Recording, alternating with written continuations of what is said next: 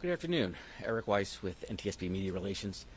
Today you'll be briefed on the January 29th mid-air collision outside Ronald Reagan Washington National Airport.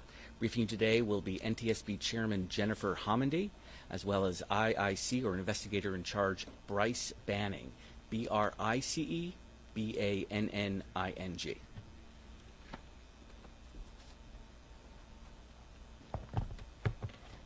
Good afternoon, and thank you for joining us.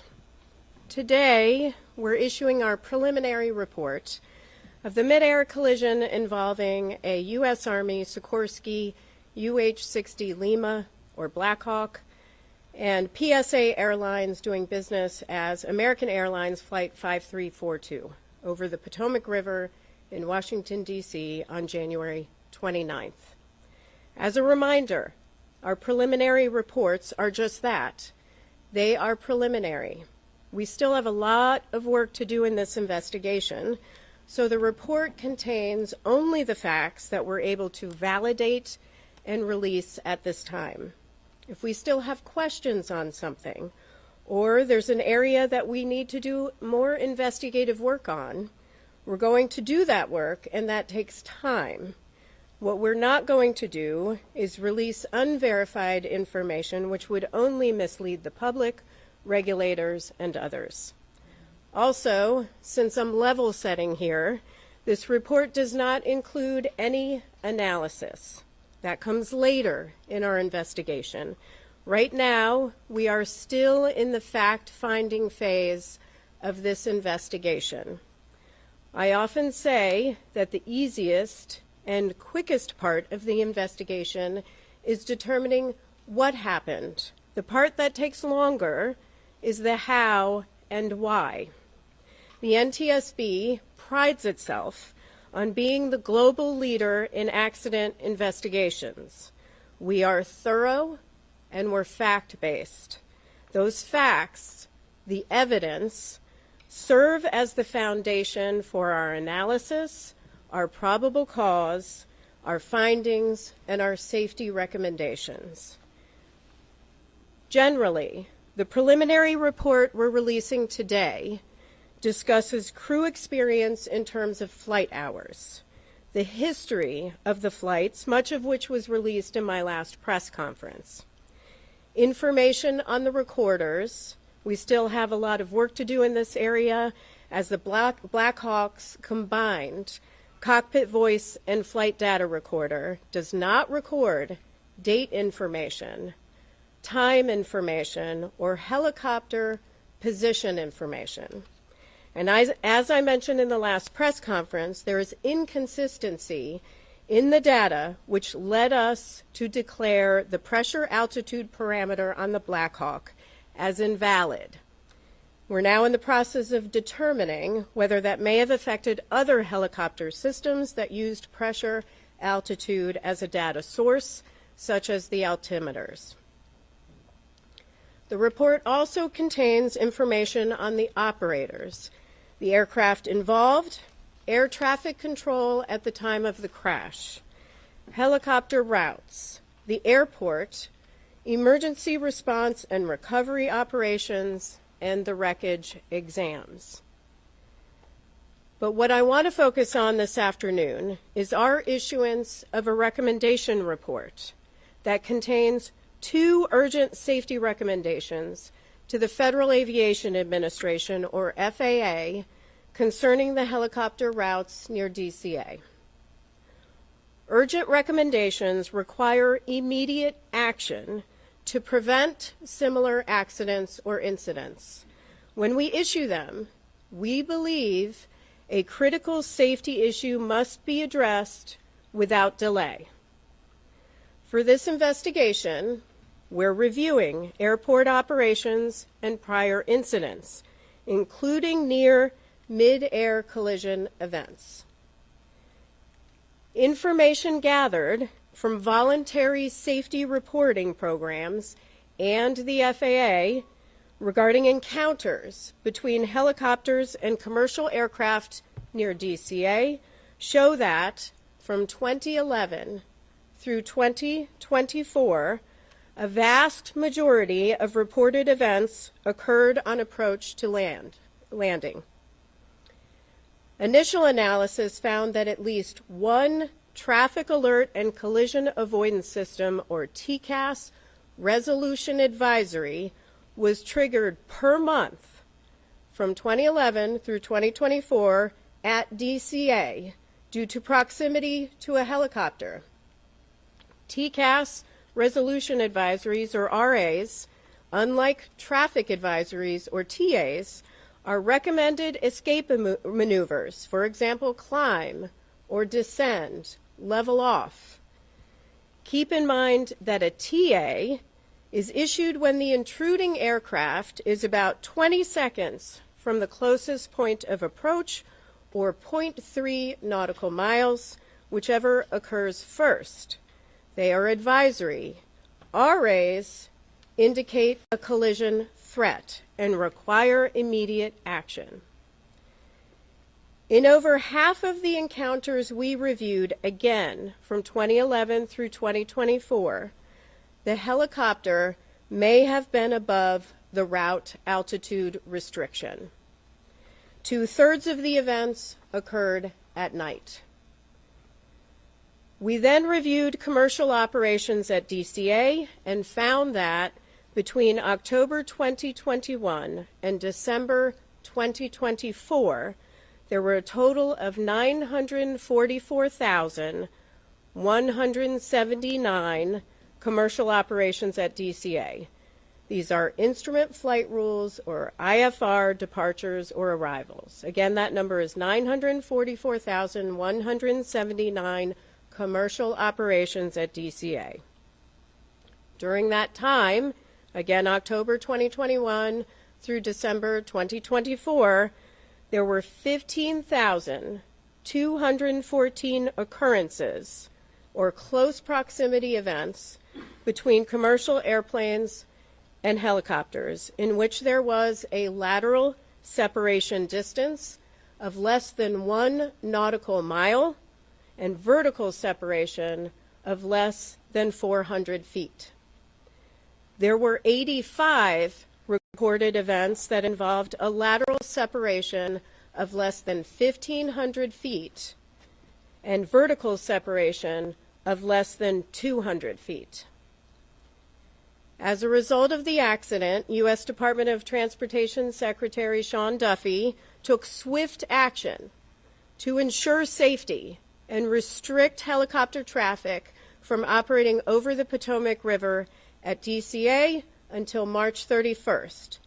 And I want to commend him for that and commend the work of the FAA to also take swift action. As that deadline nears, we remain concerned about the significant potential for a future mid-air collision at DCA, which is why we are recommending a permanent solution today. On the chart to my right is a cross-section of the airspace that extends from runway 33's center line, spanning from the runway to the east bank of the Potomac River. The figure shows the separation distance that would exist according to FAA charts, with a helicopter on Route 4 and an airplane descending on the glide slope to runway 33. As stated in my last press conference and confirmed by the FAA, helicopter routes established by the FAA have no lateral boundaries, and the Baltimore-Washington helicopter route chart includes no warning for helicopters to operate a defined distance from the shoreline.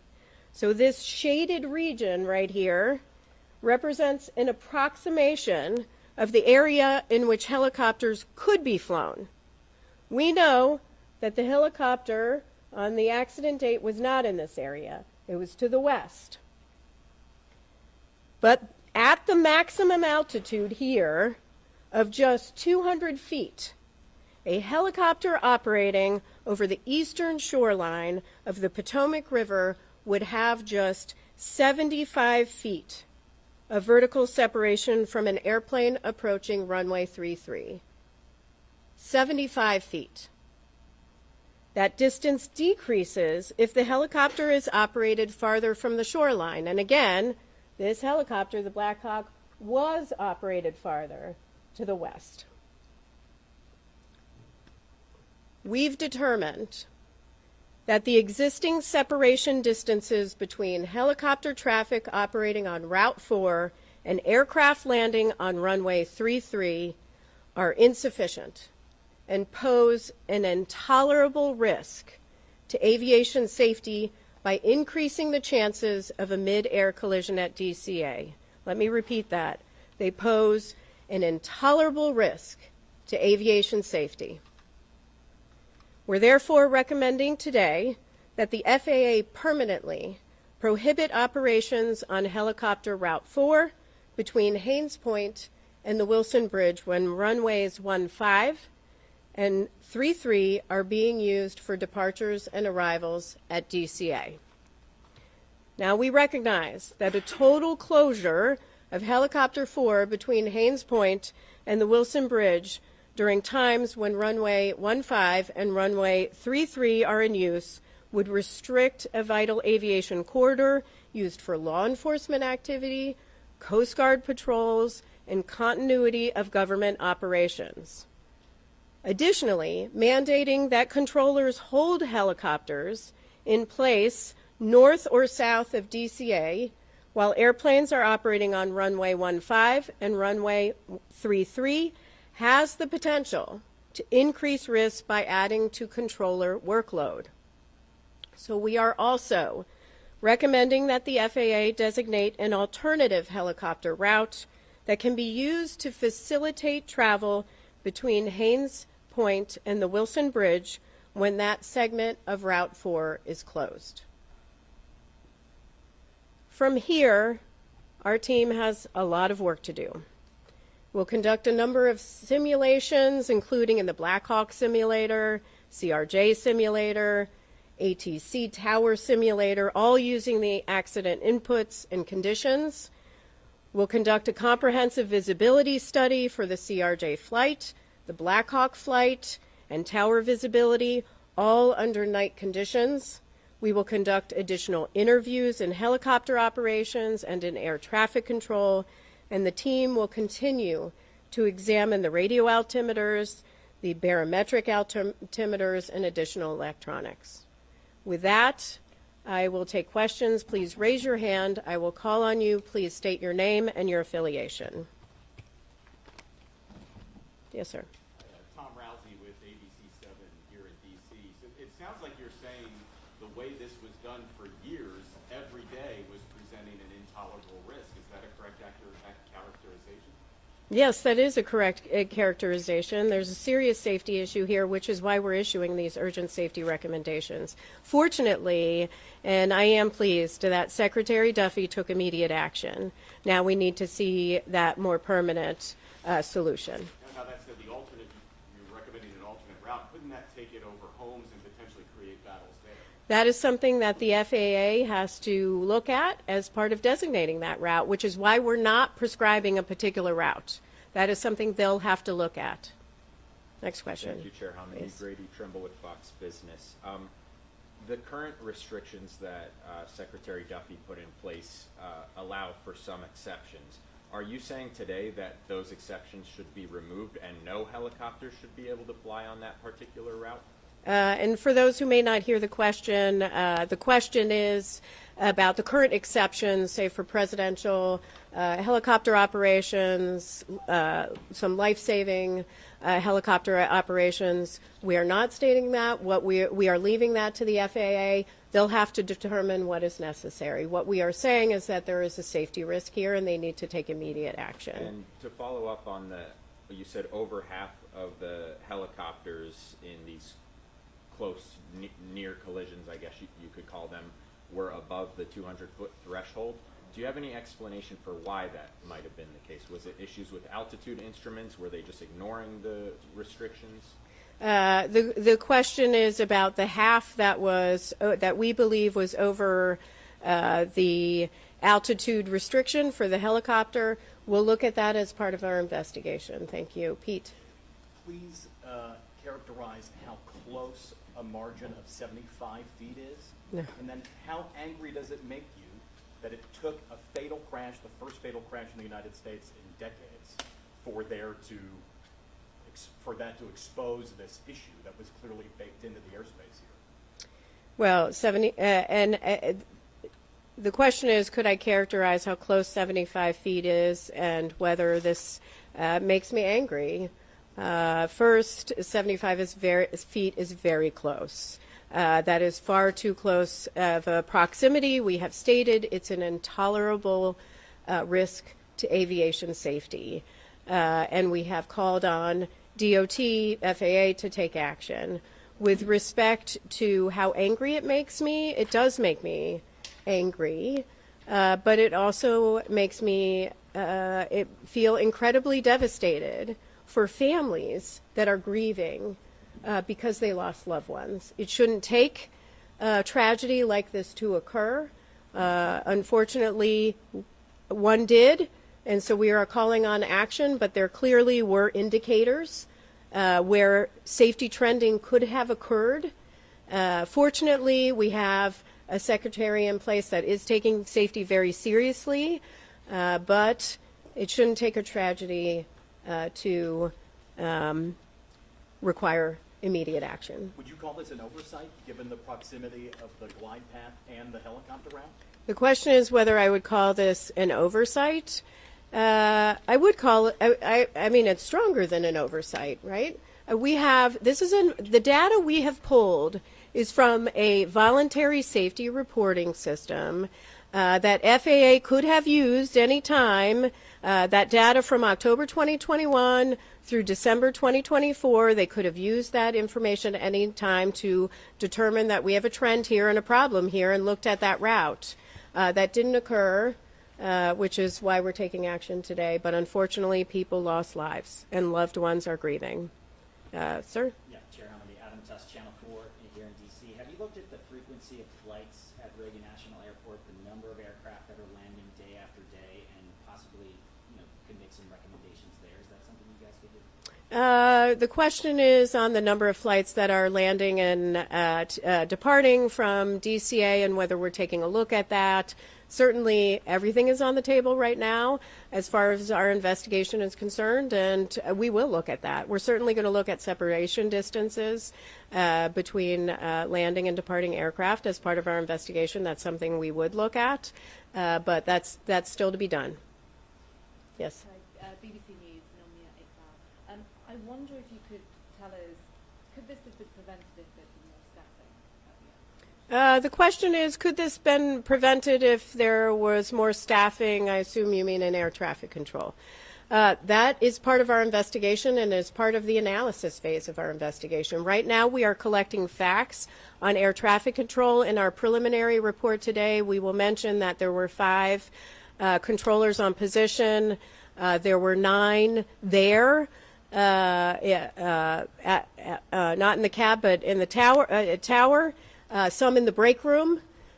We do know that the helicopter and the local position were combined at 3:40 p.m. So we are taking a look at that. We do not have any evidence that anybody left. In fact, the controller came back into rotation around 4:27 p.m.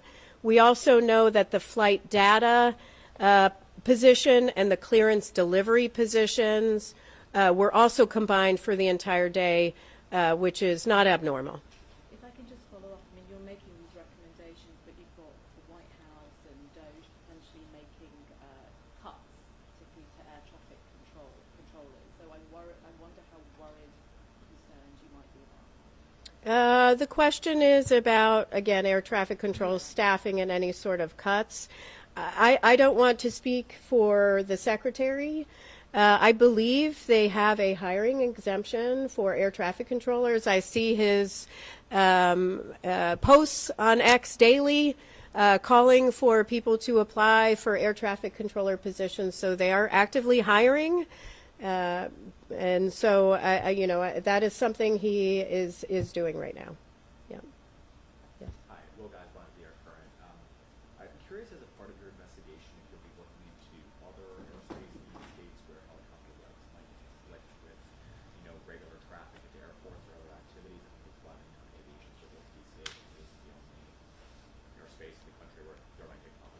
Yeah, the question is whether we're looking at other airspace where there can be encounters between airplanes and helicopters. That may be part of our investigation. Certainly, we've collected the information. I am pleased that FAA has announced that they've already begun looking at other airports across the nation. I would encourage them to continue to do that work. Yes, David. Chair Comedy, two questions for you. One, did the board consider make a recommendation to the military to have ADSB out on all helicopter flights in the area? Because we know that was not operating at the time. And secondly, is it a fair read of these recommendations that it will allow some helicopter traffic that has been previously prohibited, right? So helicopters that are currently not allowed in that area, if flights are only using runway 1, will be able to operate? The last question is about runway 1. Yes, our recommendations are focused on runway 15 and runway 33 and prohibiting that helicopter traffic when those are in operation. We did not address runway 1. That can continue. And your other question on ADSB. We still have a lot of work to do on ADSB. We know that the CRJ had ADSB out. It did not have ADSB in. We do have a lot of work to do with the Black Hawk, not just with this Black Hawk, but we are actually looking fleet-wide at the Black Hawk at ADSB. Number one, we have not been able to rule out that in this helicopter we're looking at whether it was installed correctly, whether it was programmed correctly, whether there was some sort of malfunction, or whether it was turned off. But we're not just leaving that to this helicopter. We're looking at it more broadly to really understand how the Army deals with ADSB. Yes. We have Brett Gray Television. In that 13-year span, we said there was at least one air traffic collision avoidance triggered each month. Can you give some context as to what that national average is like for other large airports or other airports near military operations?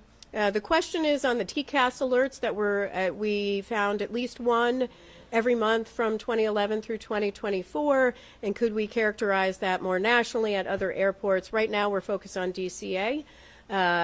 FAA is looking at other airports, and we are pleased with that and encouraging them to do that. We also may look at other airports as part of this investigation. Two more questions?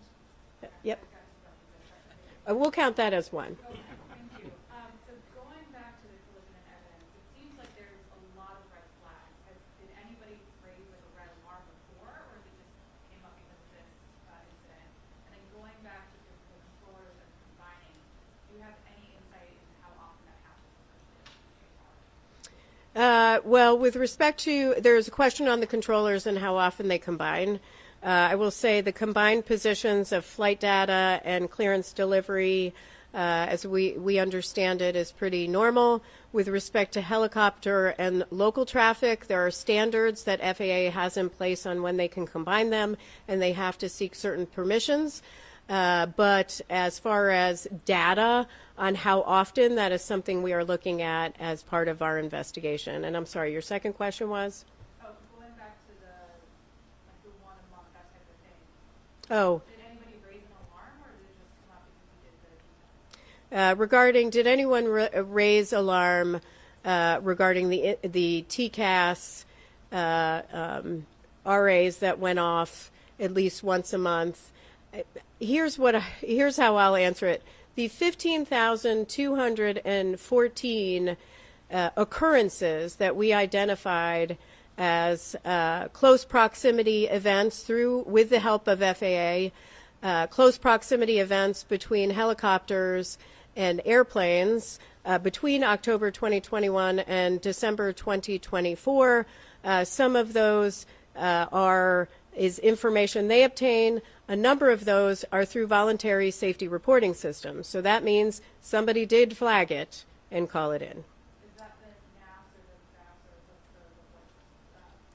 SAS or Well, ASAP reporting system? Yeah, it's the ASAP reporting system. Last question. Yep. Max Marcilla from DC News Now. You mentioned that there was a risk if these permanent changes were not put in place. What would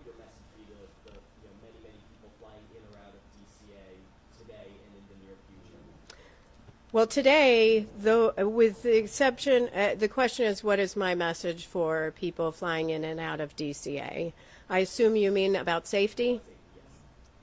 I just flew with my daughter out of DCA on a CRJ with PSA Airlines. Aviation is incredibly safe. DCA is where I always fly out of. I say often that your biggest risk is in your personal vehicle when you're going to and from the airport. Aviation is safe. However, there are safety issues and areas where we need to improve to make sure that we are at zero. And so that is the role of the NTSB in investigating. This is why we issue urgent safety recommendations. Thank you very much. Thank you very much.